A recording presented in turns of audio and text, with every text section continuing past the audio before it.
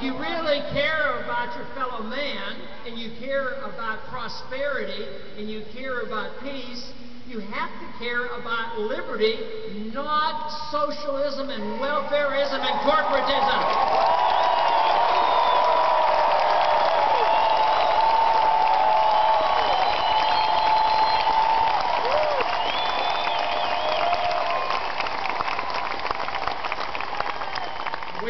We as a group are often challenged by saying, oh, you're the people that want to go back to the dark ages. You want to go back to the dark ages of sound money. You want to go to the dark ages of minding our own business in international affairs.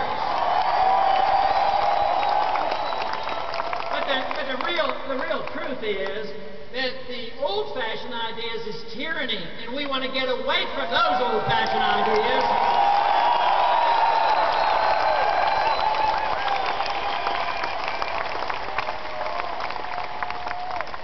Freedom is a new idea, and it's only been tried in a short period of time, and that's when the world has become more productive and poverty has been wiped out. But what do we see now? We're drifting back in that direction, and people are moving into poverty, even in this country, because they do not understand and do not defend the principles of liberty.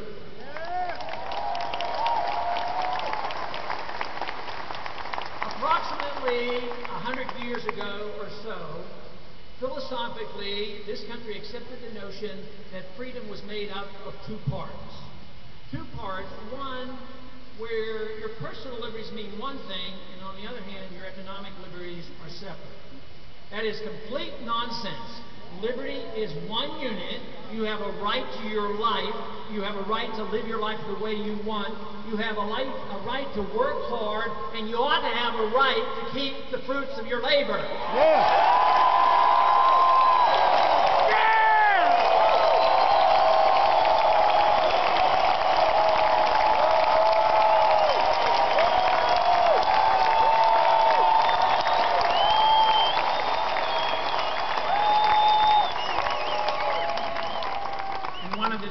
We were asked as a group, what do you think is the greatest moral crisis that we're facing today in this country? And the thought that crossed my mind during that debate, and I still believe it's one of the most serious moral crises we face, and that is we as a nation have come to accept, at least the policies go in that direction, that we as a nation now accept the principle of preventive war, actually start a war.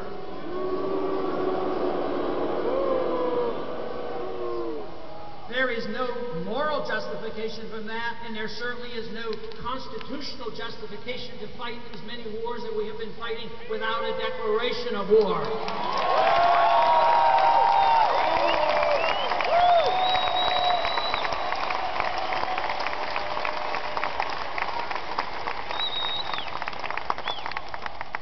We take the oath of office to obey the Constitution when we're sworn into office, and we take that when we're sworn into the military.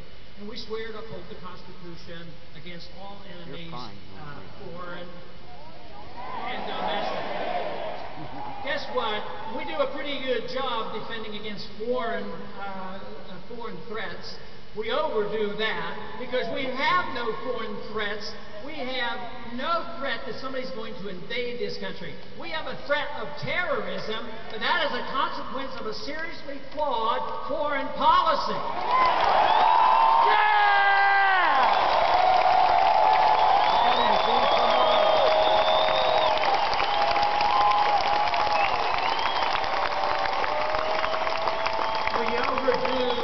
We overdo our concerns about our foreign threats, but we do forget about the threat from our domestic conditions that we have here. And since 9/11, our liberties have been threatened. They have been undermined. We are less free since 9/11. We're going in the wrong direction. Yeah.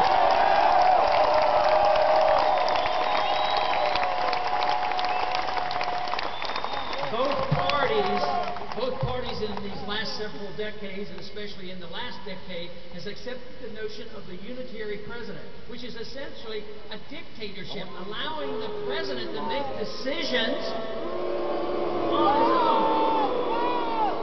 And just think of the inconsistency of turning this power over to the executive branch and then allowing the president to make these decisions, writing executive orders. There should be essentially no executive orders or very, very few executive orders.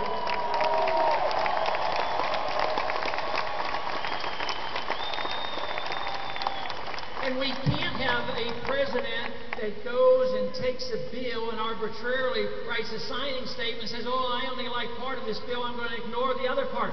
No presidential signing statements to have line item vetoes.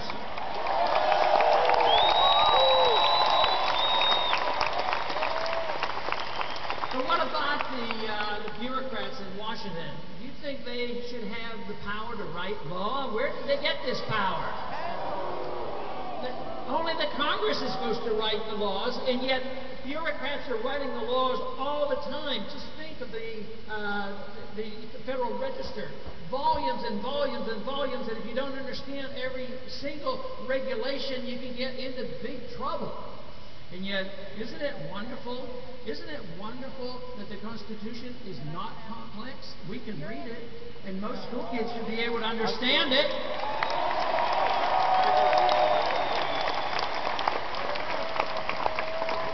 That might be one of the reasons the Constitution is not taught in our public schools, because if we raise up a new generation of individuals, they might realize that this whole system of government that we're inheriting and that we're working with and trying to change is unconstitutional. We shouldn't have it.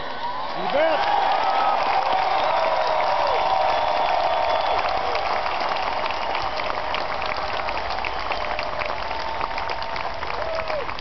Another reason why we've lost the Republic, it didn't come all of a sudden. It's come slowly and insidiously. The last 100 years has been tough on the Republic.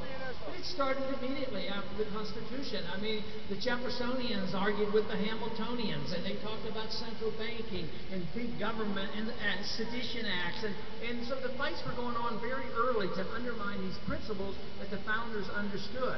But today, it's been more rapid, it's insidious and slowly. But I think what has lulled so many people to sleep has been that we have been pretty prosperous. We're still fairly prosperous.